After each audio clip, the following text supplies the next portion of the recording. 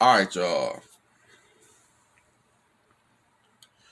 I want to say a PSA before I even get this started. Because some things I may say in this, I'm not trying to do no Kanye shit or be racist in no way, but I gotta be eloquent as I can with what I'm finna say for some of these things because it may come off, you know what I'm saying, where YouTube might take the damn video down. So I'm gonna be real cautious. And I thought about what I was gonna say before I said it. Normally I just go in and don't give a fuck. But I gotta be sensitive in this era. Not saying it's gonna be a racist rant or nothing, but you seen the title what is. My favorite top 5 black horror cinemas. And I'm gonna say this right now and get it out the way. In the world we live in, certain things are misogynistic by nature or chauvinistic by nature. When you go to a hospital, you expect to see men and women. That's an equal opportunity type of job. You go to a daycare, you might expect to see way more women. That's motherly, taking care of kids. It's not saying men can't be daycare. You get what I'm saying, though. That's going to be a place where you see more women. Now, you go to, like, the big fisherman oil rig or something like that on the Pacific Ocean where motherfuckers digging out the oil to, you know what I'm saying, give oil to the world, that might be a job dominated by men. It's certain jobs, certain things that we see fit. When we see horror movie, for some reason we see 30-year-old white people playing high school teenagers with one maniac butcher. We don't visualize that as odd or different. But when we get a horror movie, 30-year-old black people and the horror maniac black man, that ain't good for box office. Sometimes the movies are way better than the ratings was. It's like the NBA. It's 80% black. I'm not saying that's because black people are better than white people or any other race. It's because we love the sport. And we know that's not an easy way, but a way to success in life. And we play it at a way serious pace compared to white people might play baseball more or rugby. This ain't racist. It's just how we operate. You might go to the skating ring and see way more white skaters than black skaters. It's more black rappers than white rappers. The world is built that way. Certain things are more aesthetically pleasing, or black people go after this job more, or white people go after this job more. And for some reason, horror gets slept on in the black community. And I'm finna fucking go in because this shit gotta stop. I got honorable mentions before I get to my top 5 because I could have did a top 10, but I didn't want to push it because I gotta even be honest. I even be reverse racist with my own people. Like, I'd rather see the classic Nightmare on Elm Street Part 3 where it's white base slasher. But we got Kincaid in the picture. Like, that's what they do. They throw a black token character in. Back in the day, it used to be They Dare to Die. Now you get the Freddys, the Busta Rhymes character. You get LL Cool J's. LL Cool J never died in a movie he ever been in. Deep Blue Sea, Halloween. He survived the damn shape. He didn't survive the shape. He got shot. But you get what I'm saying. It became so racist in the mind of horror people that they realized we can't just have these niggas get killed off like Jada Pinkett in Scream. She died at the very beginning. Her and Mekhi Phifer. That ain't Mekhi Phifer. It's I can't think of his name either. I'm bad at that, even though I know these people. My point is, black people used to be in the movie just to die. You know what I'm saying? Like Kelly Rowland. I didn't mind that in Freddy vs. Jason, but that was the typical role for a black person in a movie. And to some, they start getting superstar black people. Ice Cube and Anaconda, where it's like, you know what? He big enough than everybody in the cast. He definitely can't die. Ice Cube and Anaconda. You get my drift. So I'm starting off with my honorable mentions. I got Jordan Peele as the honorable mention simply because he got 3 black classic horrors that everybody, including white people, respect. That's Nope, Us, and Get Out. Enough said about him. I got Tony Todd, Candyman. You thinking, that's your favorite scary movie you ever seen in your life. How that ain't even number 1 on the list? I'm going to tell you why. It would have been easily number 1. That's why I couldn't put him in the list. Candyman, to me, I got him on the list with Freddy, Jason's, Chucky's, Michael Myers. I got him up there with the big fish. So, I'm going to be honest. I can't put a big shark in a small pond, fam. Because these movies are underrated, classic, cult classic-y, or you might have not even heard of these damn movies, except for my channel. Because some of these movies I did actually cover in obscure horror movies you may not heard of. They obscure because they're black produced and black cast. I got Jimmy Bones, another honorable mention. That's the great Snoop Dogg. This movie to me ain't that good, but it got Snoop, Pam Grier, some other black superstars, and the black community they superstars. Hollywood, they just like C-list stars, but in the black community they big as hell. But it got Snoop Dogg and Pam Grier. They A-list for life. I got Gothica. Hall of Fame, legendary, scary, suspenseful, CGI bad, but this is fucking Halle Berry.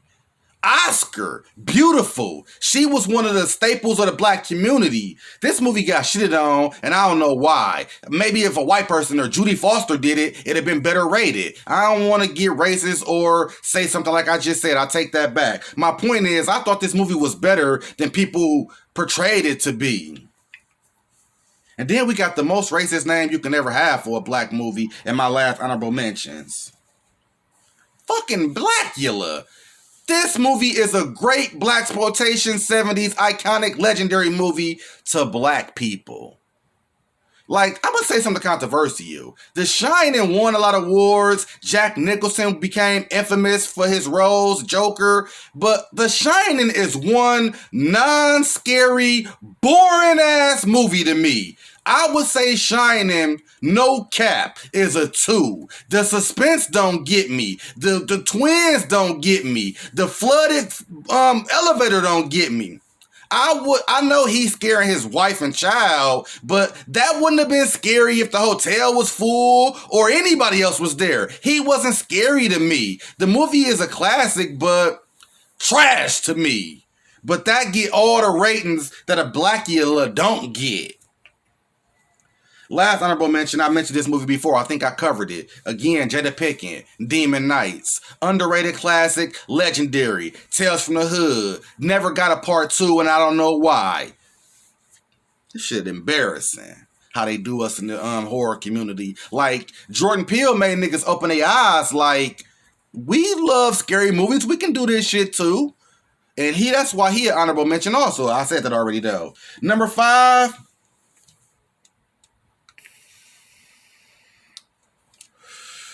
I got Night of the Living Dead. 1968. OG. Black and white. No color. The lead character in a zombie. That's one of my favorite genres in horror. Walking Dead. Y'all know how I feel. Let me show you. I ain't gonna even do it. A black man as the lead protagonist in a horror movie. Unheard of. And he's protecting this white lady, and not just the white lady, he protecting the house. He fighting, shooting, survived to the end. It was so bogus, I don't want to even spoil the end in case you didn't see it. But it was so bogus how they took him out. That is what I say, some of the things I'm going to say may come off as racist. Because they wouldn't have done that with a white guy. They already felt like they was pulling teeth by doing this, is how it feel. Why if I say it, I'm going to be spoiling it. I just feel this is an underrated classic.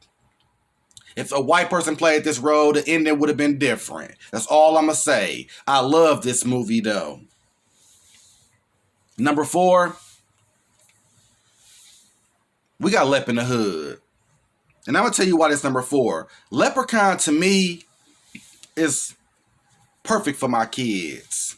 It ain't bloody, it ain't gory, he ain't perverted, he ain't sexually innuendo type of jokes that go over a kid's head, but they know enough about booty and ass where they understand it a little. Ain't none of that. This shit is just funny comedy horror. But I'm gonna tell you something about this franchise. The final girls and boys in this movie movie franchise is the worst you can get. You don't give a fuck about nobody in a movie but Leprechaun. Every horror movie you supposed to obviously go for the, you know what I'm saying, protagonist. We here for Michael Myers, Jason, Freddy, of course. But we want them to lose every movie. We don't want the Shape walking through Haddonfield with Laurie Head in his hand. You know what I'm saying? We want him to get his 7 kills and die at the end.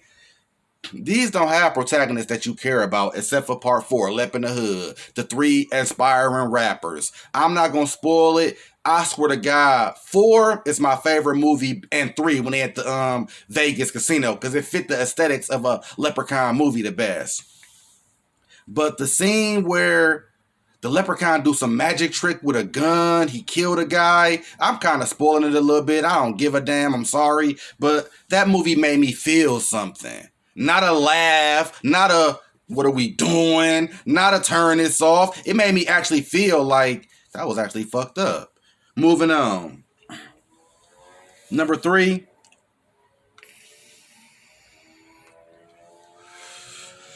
We got Vampire in Brooklyn. And this is the shit I'm talking about. This list, these movies don't sell enough, for one, for sequels. And for 2, they really only good to black people. That's the thing that the white directors do better.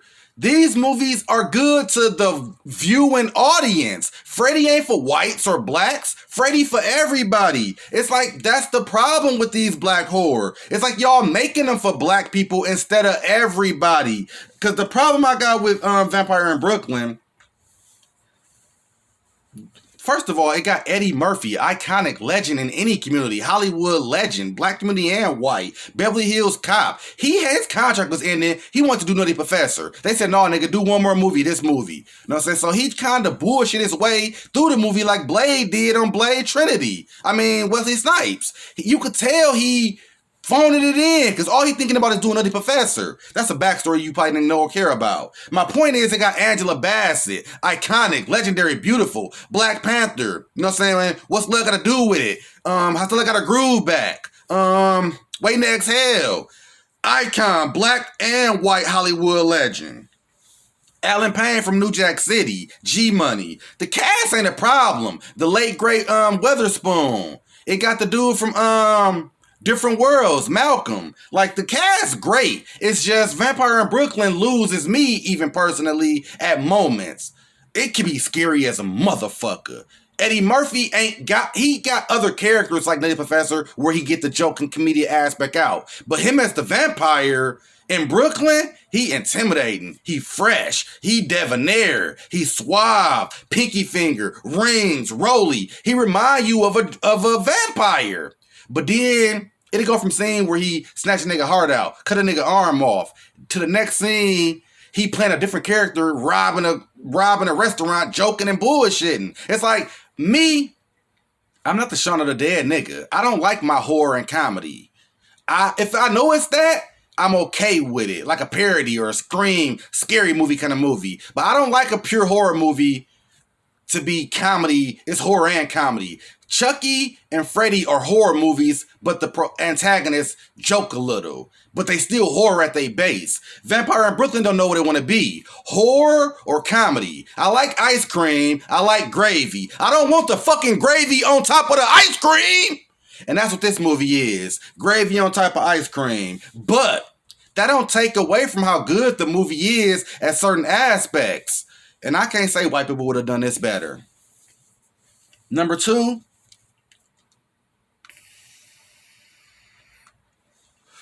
This is one of Wes Craven's underrated, and I say underrated simply because it's black.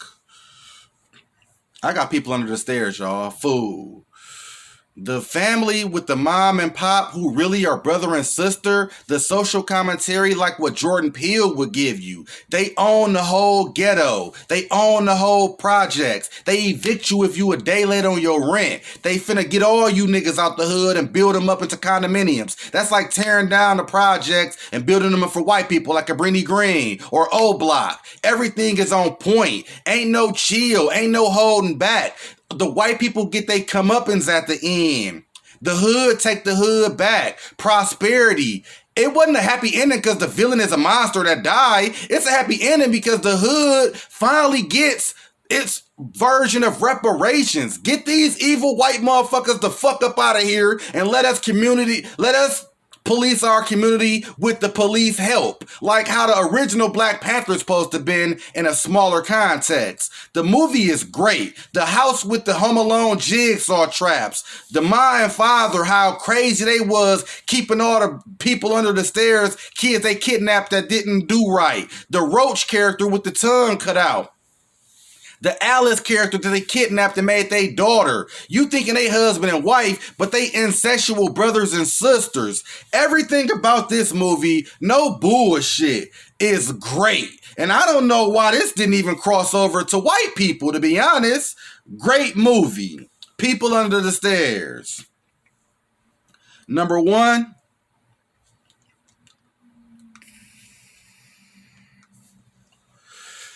I think, in my opinion, this is the best black cinema movie I ever seen. I said I don't put Candyman in a category with these guys. Not like he a different nigga, like a Oprah Winfrey, Jay-Z nigga. He over average niggas, but in a way he is. He done crossed over to the normal icons. He ain't a black icon. It's like Michael Jordan is not a black celebrity. He's a world phenomenon. Some black people are good in the black community, like a Lil Baby the rapper. Every black person in America know him. Motherfuckers in China and Europe might not even know who the fuck that nigga is. Compared to Jordan and Kobe, R.I.P. They are national treasures.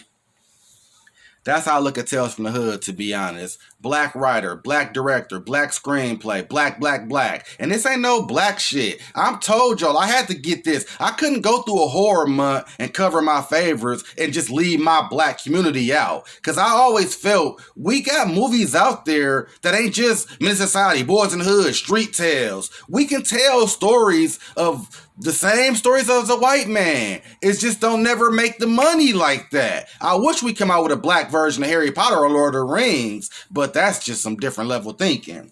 But I got Tales from the Hood because this is what Season of the Witch wanted to be. The multiple stories inside of the movie, the different racist aspects of each story, the hood struggles of a black boy in the hood. It was the monster tale. The monster is not a monster. The monster is the stepfather. I could turn this horror channel and do all hood movies and tell you this is a horror movie because the reality of the situation that we go through. When you walk out your door, it could be 3 shootings at 11:30 in the morning. It could be a Kia boy drive his car through a grandma's, you know what I'm saying, front porch. That's horror for your ass. That's realistic, unlike The Shape. My point is, this depicts racist discrimination, politics, and it got a hood story. Everything about this is depicting. It put the lights up to you. You know what I'm saying? It show you your demon. Black on black crime. Black on white. White on black. The social commentary is on point. I'm gonna be honest. Part 2 and 3, they kind of like fuck it up like how Candyman 2 and 3 do, but 1 is a staple of my childhood. I relate to it from then to now. I understood it as a 10-year-old, and I understand it as a 38-year-old. Number 1, Tales from the Hood, Zeezzy the King. Like and subscribe. I love all y'all. 200 subscribers. I went from 12 to 200 in a week. I love all y'all to death. Heart in every comment. Your favorite horror channel, and I'm out.